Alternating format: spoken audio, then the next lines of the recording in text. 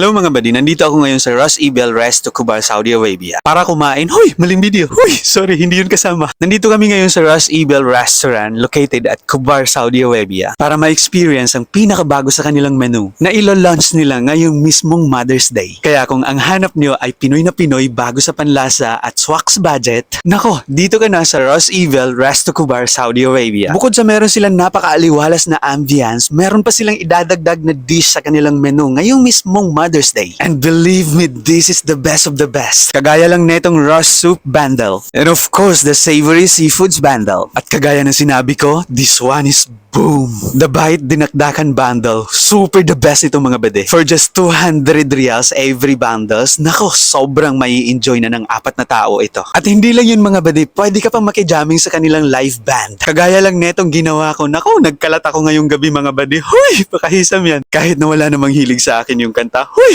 Ang kapal pa rin ng mukha ko nakijamming. Actually, the ambience of the restaurant, sobrang napaka-fancy nung restaurant. Pero hindi ka mai-intimidate. Mafe-feel mong sobrang welcome ka dito kasi sobrang bait ng mga crew dito. And of course, ito na yung pinaka-inaantay ko, yung kainan na. Pagkatapos kong makijamming sa live band, syempre oras na para naman sa aking tiyan. Uuwi ba naman ako na hindi ko natitikman ang kanilang bagong menu? I'm gonna cut this video here kasi meron pa tayong mahabang video about sa food review na ito. Kasama ko ang aking mga kaibigan ng mga famous vlogger dito sa Eastern Region, Dammam, Saudi Arabia.